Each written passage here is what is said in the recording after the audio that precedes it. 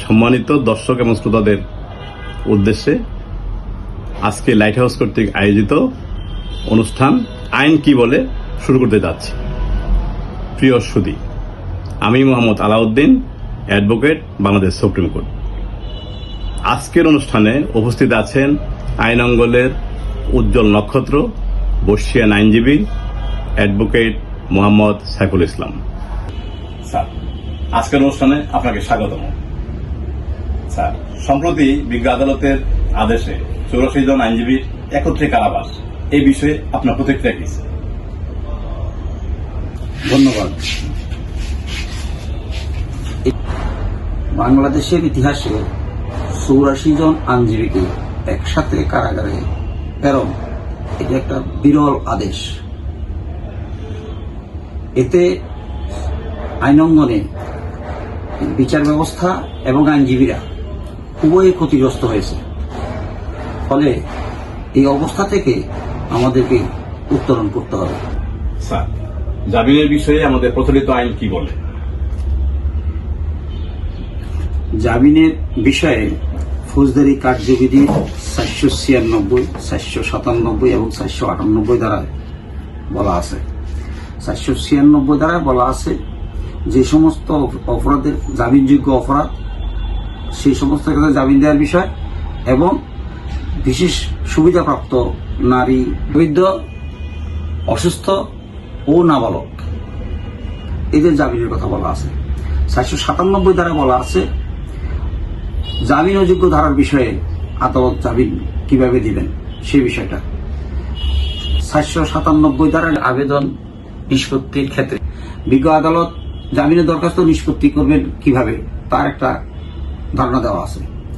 সেই ক্ষেত্রে 3টি বিষয় এখানে মূল বিবেচ্য বিষয়। 1, জামিনপ্রাপ্ত আসামি প্রাপ্ত জামিনের অপব্যবহার করবে না। 2, জামিনপ্রাপ্ত আসামি আইনের প্রতি শ্রদ্ধাশীল। 3, জামিন প্রার্থী আসামি জামিনে গেলে পলাতক হবে না। সুতরাং এই বিষয়গুলো বিবেচনা করে বিজ্ঞ বিচারকগণ ফৌজদারি কার্যবিধি আইনের আওতায় জামিনের আবেদন নিষ্পত্তি করে থাকেন। বর্তমানে ঢাকা মহানগর দায়রা জজ আদালত কর্তৃক 84 জন বিজ্ঞ আইনজীবী কারাবাসের আদেশের বিষয়ে আপনার বক্তব্য যদি একটু বলেন।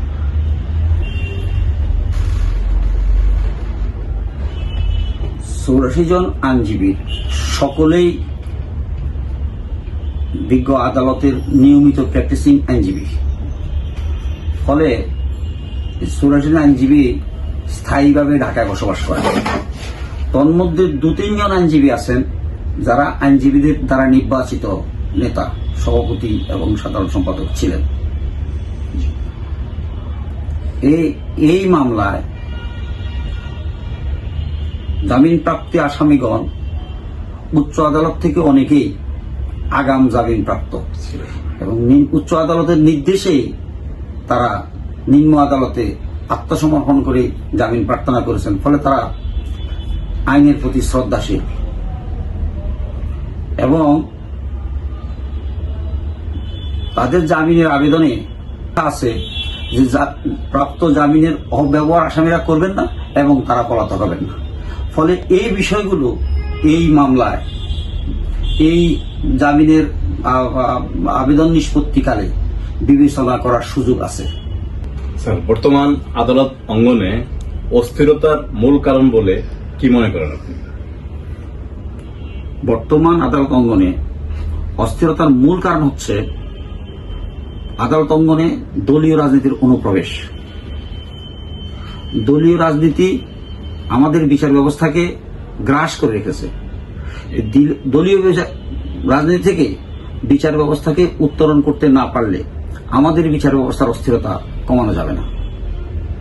তো এই অস্থিরতা নিরসনে আদালতে কি প্রক্রিয়ায় দলীয় রাজনীতি বিরাজমান একটু ব্যাখ্যা করবেন কি স্যার? আদালতে দলীয় রাজনীতি প্রথম কারণটি হচ্ছে রাজনৈতিক নিয়োগ। নিম্ন আদালতে জিপি, পিপি, এজিপি, এপিপি, এডিশনাল পিপি সব গত 20 বছর রাজনৈতিক বিবেচনা নিয়োজিত হয়েছে। একইভাবে উচ্চ আদালতে এজি, ডিএজি, অতিরিক্ত অ্যাটর্নি জেনারেল ও অ্যাটর্নি জেনারেল সহ বিচারক নিয়োগে রাজনৈতিক বিবেচনাকে প্রাধান্য দেওয়া হয়েছে 91 সালের পর থেকে এটা একেবারে মহামারী আকারে আমরা আদালতে অবলোকন করছি। দলীয় বারগুলোতে দলীয় প্যানেলে দলীয় নেতার নির্দেশে নমিনেশন দেওয়া হয়ে থাকে, ফলে বার এবং বেঞ্চ দুই জায়গায় দলীয় বিবেচনায় নিয়োগ হওয়াটা আদালতের রাজনৈতিক প্রক্রিয়া হিসাবে আমরা দেখছি। উচ্চ আদালতে একই অবস্থা আছে, বিচারক নিয়োগের যে সাংবিধানিক ক্ষমতা সেখানে রাজনৈতিক বিবেচনা নিয়োগ দেওয়া হয়, ফলে এই রাজনৈতিক বিবেচনা নিয়োগগুলো হচ্ছে দলীয় আদালত অঙ্গনে দলীয় রাজনীতি অনুপ্রবেশের অন্যতম কারণ। আইনজীবী এবং বিজ্ঞ বিচারকগণের বর্তমান পারফরমেন্সে স্যার আপনি কতটা খুশি? বিজ্ঞ আইনজীবী এবং বিজ্ঞ বিচারকগণের performance up to the mark হতে হবে। স্বাধীন বিচার ব্যবস্থা বিষয়ে আমাদের দেশে অনেক আন্দোলন সংগ্রামের পর আমরা একটা জায়গায় যাওয়ার চেষ্টা করেছি। এদেশে আইনের শাসনের আন্দোলন হচ্ছে, বিচারকের শাসন নয়। আর আইনজীবীদের মনে রাখতে হবে যে মামলা জিতাবার আকাঙ্ক্ষা থেকে আদালতের মর্যাদা, আদালতকে জিতাবার, আইনকে জিতাবার আকাঙ্ক্ষা তাদের বাড়াতে হবে। তাতে আমাদের বিচার ব্যবস্থা আস্তে আস্তে ধীরে ধীরে একটা স্বস্তির জায়গায় যাবে। স্যার, বর্তমান বিচার ব্যবস্থার উন্নয়নে আপনার কি অভিমত আছে, যদি সংক্ষিপ্ত আকারে বলেন? বর্তমান বিচার ব্যবস্থার উন্নয়নে তিনটি বিষয়কে প্রাধান্য দিতে হবে।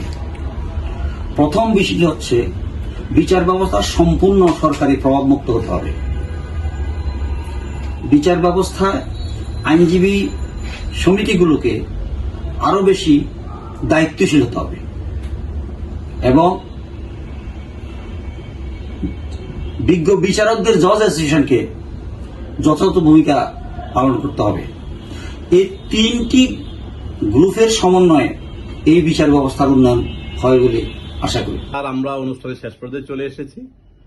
এখন আপনার কাছে স্যার শেষ প্রশ্ন হচ্ছে যে বিচার প্রার্থীদের আকাঙ্ক্ষা পূরণে আপনার কি অভিমত বলে মনে করেন? আমাদের দেশের বিচার প্রার্থী মানুষ সে সবচেয়ে বড় ভোগান্তি হচ্ছে বিচারের দীর্ঘসূত্রিতা। এই বিচারের দীর্ঘসূত্রিতা লাঘব করতে হবে। লাঘব করতে না পারলে বিচার প্রার্থী মানুষের হয়রানি কমানো যাবে না। ধন্যবাদ আপনাকেও, ধন্যবাদ দর্শক শ্রোতাদের, ধন্যবাদ লাইট হাউসকে। আমি আইন কি বলে অনুষ্ঠানের উত্তরোত্তর সাফল্য কামনা করছি। ধন্যবাদ সবাইকে।